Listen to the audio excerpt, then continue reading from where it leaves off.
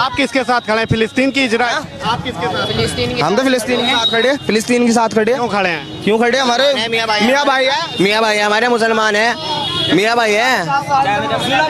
मोहरान के साथ इजराइल ने होते बच्चों को कत्ल कर रहे थे। कराए नहीं क्या? मरने के लिए पैदा हो, जीने के लिए पैदा नहीं होता, दुनिया में रहने के लिए नहीं पैदा होता, अल्लाह के लिए शहीद होने के लिए पैदा हो। वहाँ बच्चा गुल्ली डंडा नहीं खेलता, क्रिकेट नहीं खेलता, वहाँ बच्चा शहीद खेलता है। भारत में ही कुछ लोग ऐसे हैं जो आतंकवादियों के इतने बर्बर हमले के बीच भी इस आतंकी हमले में धर्म का एंगल ढूंढ रहा है। क्योंकि इजराइल और फिलिस्तीन के टकराव के बैकग्राउंड में यहूदी और मुस्लिम का टकराव है, इसलिए भारत में कुछ लोग इजराइल पर हमला करने वाले आतंकियों का धर्म देखकर उनका साथ देने लग गए। भारत में इन लोगों ने इजराइल पर हुए आतंकी हमले पर तो कुछ नहीं कहा, लेकिन जब इजराइल ने पलटवार किया तो वो फिलिस्तीन के लोगों के समर्थन में सड़कों पर मार्च निकालने लगे। मतलब मरने वाले का भी धर्म देखोगे और मारने वाले का भी धर्म देखोगे। पाकिस्तान के बाद AIMIM चीफ असदुद्दीन ओवैसी ने भी फिलिस्तीन को अपना समर्थन दे दिया है।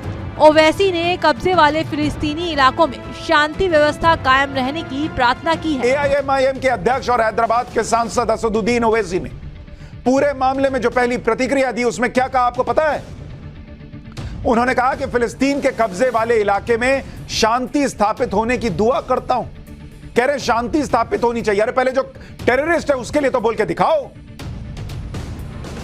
यहां मुसलमानों पर क्या हो गया इसके लिए तो छाती पीट लेते हो। वहां जब किया जा रहा है तो उस पर बोला नहीं जा रहा कि आतंकी हैं ये लोग, बल्कि वो एक तरह से इसका मौन समर्थन ही तो कर रहे हैं। वायलेंस अप्रेसर कौन है? वहां पर अप्रेसर इजराइल है, अप्रेस कौन है? फलस्तीनी है। वायलेंस कोई भी करो हम उसको कंडेम करते हैं, चाहे कोई ऑर्गेनाइजेशन करो या फिर इजरायली गवर्नमेंट करो। और आप एक बात समझिए, 90 साल से फलस्तीनियों को दबाया जा रहा है। एक बड़ा सा सिंपल सा लाइन बना लिया गया कि हम हर हमले की निंदा करते हैं। अरे निंदा करते हैं तो पहले खुल के बोलिए कि हमास टेररिस्ट है, बोलिए कि ये टेररिस्ट हमला है। आप ऐसे वक्त में जब आतंकी हमला हो रहा है आप गिनाने बैठे हैं कि इजराइल और फिलिस्तीन के बीच का विवाद क्या है, ऑपरेसर कौन है, दबाने वाला कौन है, ये गिनाने का वक्त है। आतंकी हमला चल रहा है उस वक्त। कल को बॉस फिर इस तरह से तो कोई ओसामा बिन लादेन को भी जस्टिफाई कर देगा, क्योंकि ओसामा बिन लादेन की भी अपनी लड़ाई थी। हम मजम्मत करते हैं जो इजराइल कर रहा है या जो हमस ने किया, मगर इजराइल पिछले कई दहाइयों से जब से उन्होंने फलस्तीन पे कब्जा किया है तब से लेकर आज तक वो वहां जुल्म कर रहे हैं, वहां इंसानी हुकूक की पामाली कर रहे हैं। इजराइल दुनिया की सबसे बड़ी, सबसे ताकतवर वो इजराइल है। सबसे एडवांस मशीनरी, सबसे advance monitoring system, technical system, security system अगर किसी के पास है वो इजराइल के पास है।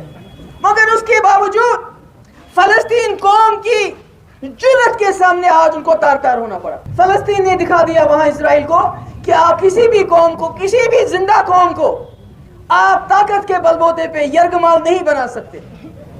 आप उनको जेल में नहीं रख सकते जिंदगी भर।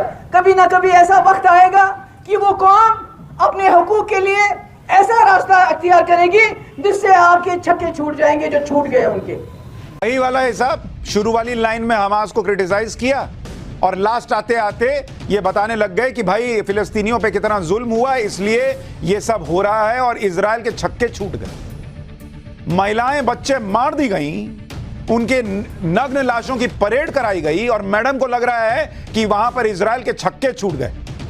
सोचिए ये सोच किस तरह से एक वर्ग में फैल चुकी है कि इजराइल पर आतंकी हमले का विरोध करने की जगह इजराइल को ही कोस रहे हैं ये लोग।